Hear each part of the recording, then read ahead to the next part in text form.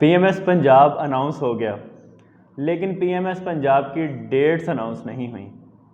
सब लोग इस बात पे परेशान हैं कि पीएमएस जुलाई में होगा या अगस्त में होगा, लेकिन हिस्टोरिकली तो यही होता है कि पहले पीएमएस का ऐड आता है और उसके बाद कुछ अरसे के बाद डिसाइड होता है कि वो किस मंथ में होगा और फिर उसकी डेट दी जाती है। लेकिन पीएमएस की डेट और पीएमएस की अनाउंसमेंट के दरमियान ज़्यादा वक्फा नहीं होता, कोई 1 माह या सवा माह का टाइम दिया जाता है। इसलिए बहुत ज़रूरी है कि आप अभी से पीएमएस की तैयारी करना स्टार्ट कर दें। लेकिन पीएमएस की तैयारी कैसे होगी और पीएमएस के अंदर कौन से ऐसे सब्जेक्ट हैं जो सीएसएस के कोर्स के साथ ओवरलैप करते हैं, पीएमएस के अंदर कंपल्सरीज कैसे तैयार करें और आखिर पीएमएस की तैयारी करें ही क्यों, इन सब बातों का जवाब इस वीडियो में है।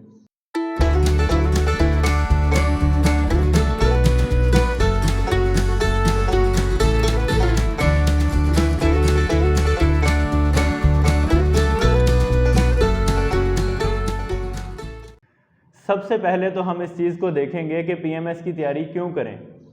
हम सब लोग जब सीएसएस की तैयारी करना स्टार्ट करते हैं नॉर्मली, तो हम अच्छा खासा टाइम इन्वेस्ट करते हैं। हम कम अज़ कम 6 मंथ्स या फिर ज़्यादा से ज़्यादा 3-4 साल भी सीएसएस की तैयारी करते रहते हैं। लेकिन सीएसएस की सिर्फ 3 अटैम्प्ट्स हैं और 3 अटैम्प्ट्स जो हैं वो बहुत सारे लोगों के लिए इनफ नहीं होती। उसके अलावा भी ये बात है कि अगर आपने एक तरह की तैयारी में काफ़ी ज़्यादा टाइम लगा दिया, तो क्या आप उससे मिलते जुलते एग्ज़ाम्स नहीं देंगे? बिल्कुल आपको देने चाहिए। और दूसरी इम्पॉर्टेंट चीज़ ये है कि 18th अमेंडमेंट के बाद पीएमएस ऑफिसर्स की पावर्स में भी अच्छा खासा इजाफा हुआ है। फेडरल गवर्नमेंट की बहुत सारी पावर्स प्रोविंशियल गवर्नमेंट्स को चली गई हैं।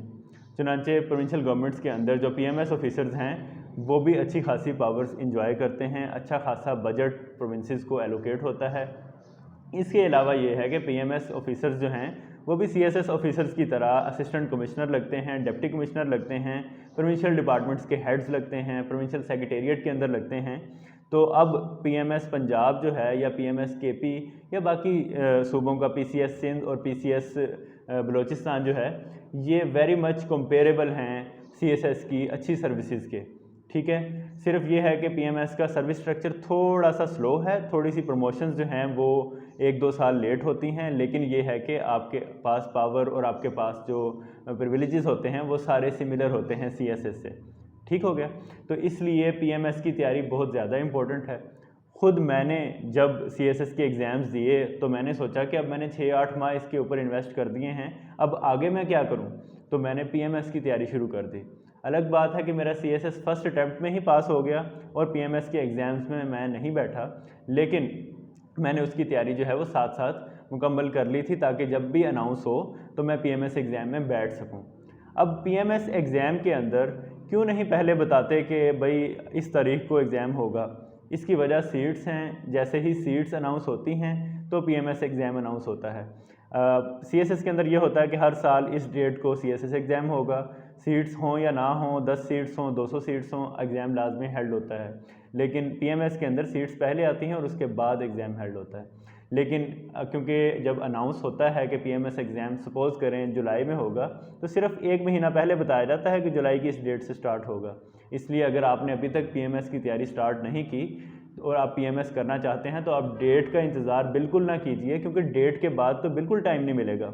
मुझे याद है कि जब मैंने नई इंजीनियरिंग की थी तो अक्टूबर के महीने के अंदर जो है वो पीएमएस अनाउंस हुआ और ये लिखा हुआ था कि दिसंबर के अंदर पीएमएस का एग्ज़ाम होगा या नवंबर के अंदर होगा।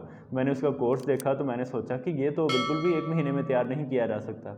इसलिए आपने अपनी तैयारी अभी से पूरी रखनी है और पीएमएस की बाकी सब्जेक्ट ऐसे चूज़ करने हैं जो सीएसएस में भी काम आए। तो हैविंग सेड दैट हम जो है वो थोड़ा सा देख लेते हैं कि पीएमएस एग्ज़ाम में आखिर पूछा क्या जाता है। जिस तरह सीएसएस एग्ज़ाम में होते हैं 12 सब्जेक्ट्स 1200 मार्क्स के, इसी तरह से पीएमएस में होते हैं 9 सब्जेक्ट्स 1200 मार्क्स के। अब इसमें जो 6 कंपल्सरीज होते हैं ये तो 100 मार्क्स के होते हैं और जो 3 ऑप्शनल्स होते हैं वो 200 मार्क्स के होते हैं, यानी उनके पेपर 1 और पेपर 2 2 पेपर होते हैं 3-3 घंटे के। तो सबसे पहले हम कंपल्सरीज को देख लेते हैं कि उसके कंपल्सरीज सीएसएस के कंपल्सरीज से किस तरह से डिफरेंट है। सीएसएस के अंदर तो 6 कंपल्सरी सब्जेक्ट्स होते थे जिसके अंदर ज़्यादातर आपने लॉन्ग क्वेश्चंस हल करने होते थे और साथ साथ 20 नंबर के एमसीक्यूज़ होते थे। पीएमएस के अंदर एमसीक्यूज़ नहीं होते। एमसीक्यूज़ के लिए एक अलहदा से सब्जेक्ट जनरल नॉलेज के नाम से रख दिया गया है, जिसमें 100 मार्क्स के एमसीक्यूज़ होते हैं। उसके अलावा बाकी सारे सब्जेक्ट्स के अंदर आपको 5 questions worth 20 marks each solve करने होते हैं, लिखने होते हैं, अपनी ओपिनियन देनी होती है। सबसे पहले तो हम देख लेते हैं कि इसके सब्जेक्ट्स कौन से हैं। एक होता है इंग्लिश एसे, एक होती है इंग्लिश ग्रामर एंड कॉम्पोजिशन, उसके बाद होती है उर्दू सीएसएस में नहीं होती थी। उसके बाद होती है इस्लामिक स्टडीज़, फिर पाकिस्तान अफेयर्स और एंड पे जनरल नॉलेज। अब इसमें जो इम्पोर्टेंट एरियाज़ हैं और डिफरेंट एरियाज़ हैं सीएसएस से, वो ऐसा है कि जीके का पेपर आपने कैसे तैयार करना है, उसके बाद उर्दू का पेपर कैसे तैयार करना है और इंग्लिश में कैसे फेल होने से बचना है। आपको सब लोगों को ये पता होगा कि सबसे ज़्यादा फेलियर रेट जो है वो इंग्लिश के अंदर होता है, इंग्लिश के ऐसे में या इंग्लिश ग्रामर एंड कॉम्पोजिशन में। तो हम देख लेते हैं कि पीएमएस की इंग्लिश का ऐसे किस तरह का होता है। सीएसएस में तो इंग्लिश का ऐसे होता था 2500 to 3000 वर्ड्स, लेकिन पीएमएस में ये होता है 1500 to 1800 वर्ड्स। और ये आपने जो है वो 100 मार्क्स का ही ऐसे होता है, यानी वर्ड्स कम हो जाते हैं। इस हिसाब से आपके आर्गूमेंट्स भी कम हो जाएंगे, इस हिसाब से आपका जो है वो इंट्रोडक्शन और कंक्लूजन का साइज़ भी कम हो जाएगा। लेकिन वही चीज़ें चेक होती हैं, आपकी ओपिनियन, आपकी रेलिवेंस, आपकी ऑर्गेनाइजेशन और आपने किस तरीके से उस टॉपिक को एनालाइज करते हैं, वो चीज़ें आपसे पूछी जाती हैं। इसके अलावा इंग्लिश ग्रामर एंड कॉम्पोजिशन का पार्ट होता है, जिसमें इंपॉर्टेंट क्वेश्चंस होते हैं प्रेसी, ट्रांसलेशन और सेंटेंस करेक्शन और कॉम्प्रिहेंशन। अब जो इंग्लिश ग्रामर एंड कॉम्पोजिशन है ये बिल्कुल मैच करता है हमारे सीएसएस के इंग्लिश ग्रामर एंड कॉम्पोजिशन से, ऐसे मैच करता है सीएसएस के ऐसे से। लेकिन स्टिल आप जो हैं वो बेसिक ग्रामर की मिस्टेक्स करते हैं, बेसिक एनालिसिस की मिस्टेक्स करते हैं और इसके अंदर ऐसी गलतियाँ करते हैं जो ज़्यादा फेलियर रेट का बाइस बनती हैं। उसके बाद जो दूसरा इम्पोर्टेंट पेपर होता है वो होता है जनरल नॉलेज का, और इसकी एक सबसे ज़्यादा अहम वजह होती है। इसकी ये वजह होती है कि इसके अंदर नेगेटिव मार्किंग होती है। आप तुक्के नहीं लगा सकते कि 100 सवाल आए हैं तो आप ठक ठक करके तुक्के लगाएं और कहेंगे जनाब ये मैंने पेपर सॉल्व कर दिया। अगर आप एक गलत आंसर देंगे तो आपके आधे नंबर कट जाएंगे, अगर आप सही आंसर देंगे तो आपको 1 नंबर मिलेगा। यानी कि अगर आप एक सही सवाल करते हैं और 2 गलत सवाल करते हैं तो आपको कोई नंबर नहीं मिलेगा। इसलिए जनरल नॉलेज का पेपर मुश्किल होता है। फिर इसके अंदर करंट अफेयर्स भी पूछा जाता है, इसके अंदर जनरल साइंस एंड एबिलिटी भी पूछी जाती है, इसके अंदर मैथ से रिलेटेड छोटे छोटे क्वेश्चंस भी आते हैं और इसके अंदर जो है वो पाकिस्तान अफेयर से रिलेटेड भी चीज़ें पूछी जाती हैं, इस्लामिया से रिलेटेड भी पूछी जाती हैं, साइंस से रिलेटेड भी पूछी जाती हैं। तो यानी सीएसएस की अगर आपने एमसीक्यूज़ तैयार किए हैं तो वो सारे एमसीक्यूज़ इकट्ठे होकर इसमें आ जाते हैं और आपको जो है वो ये नेगेटिव मार्किंग के साथ सॉल्व करना पड़ता है। बहुत सारे लोग इसमें फ़ेल होते हैं क्योंकि वो बहुत सारे तुक्के लगाते हैं और वो 33 मार्क्स नहीं ले पाते, इसलिए जो है वो उनके फेलियर रेट बढ़ जाता है। उसके बाद जनरल नॉलेज की तैयारी कैसे करनी है, इसके लिए भी मैं एक सेशन स्टार्ट करूंगा जिसके अंदर बताऊंगा कि जनरल नॉलेज किस तरह से तैयार किया जा सकता है और मेजर एरियाज़ कौन से हैं जनरल नॉलेज तैयार करने के। उसके बाद आता है उर्दू सीएसएस में नहीं था। उर्दू के अंदर क्या पूछा जाता है, उर्दू के अंदर एक तो आपने लिखना होता है उर्दू ऐसे, एक आपने लिखनी होती है उर्दू प्रेसी यानी तलखीस जो हमने FA-FSC में भी लिखी थी। उसके बाद उर्दू के अंदर आपने शेरों की तशरीह करनी होती है और इस तरह के दीगर क्वेश्चंस होते हैं।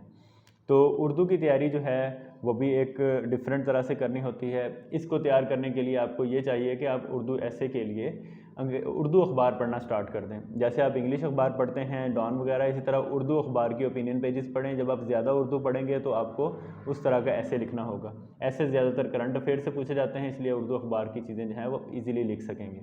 ठीक है, तो उर्दू की तैयारी तो आप इस तरह से करेंगे। इसके अलावा और भी बहुत सारी चीज़ें हैं वो कैसे करनी हैं वो भी वक्तन फ़वक्तन मैं आपको बताता रहूँगा। उसके बाद आ जाते हैं इस्लामियात और पाकिस्तान अफेयर्स।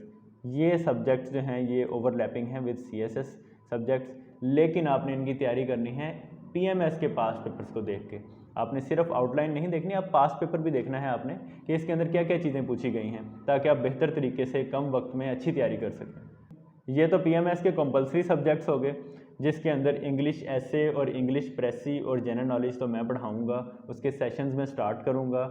जून के फर्स्ट वीक से जो है वो पीएमएस के सेशन स्टार्ट हो जाएंगे।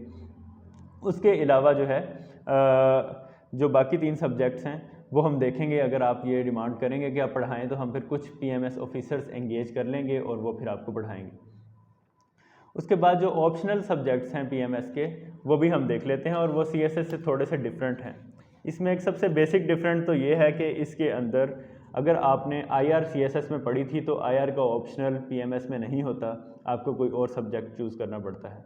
इसी तरह सीएसएस के अंदर हिस्ट्री और पॉलिटिकल साइंस अलग अलग ग्रुप्स में थे, आप एक हिस्ट्री का सब्जेक्ट उठाकर पॉलिटिकल साइंस भी उठा सकते थे, लेकिन इसमें डिफरेंट है। तो हम देख लेते हैं ग्रुप वाइज।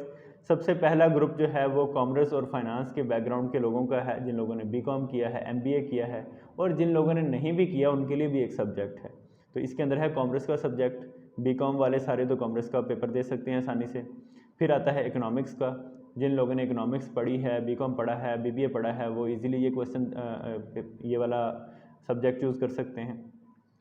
फिर आता है बिजनेस एडमिनिस्ट्रेशन, ये एमबीए और बीबीए का सब्जेक्ट है। और उसके बाद आती है पब्लिक एडमिनिस्ट्रेशन, जो एक जनरल सब्जेक्ट है और आप कोई भी आप में से जो है वो चूज़ कर सकता है, किसी भी बैकग्राउंड का शख्स। तो इसलिए ज़्यादातर लोग जो है वो पब्लिक एडमिनिस्ट्रेशन चूज़ करते हैं। सेकंड ग्रुप जो है वो है एग्रीकल्चर का, वेटनरी का, बॉटनी का और जोलॉजी का, यानी सारे ही बायोलॉजिकल साइंसेस के जिन लोगों का बैकग्राउंड है वो इसमें से एक सब्जेक्ट चूज़ कर सकते हैं, बाकी लोग तो ज़ाहिर है नहीं कर सकेंगे।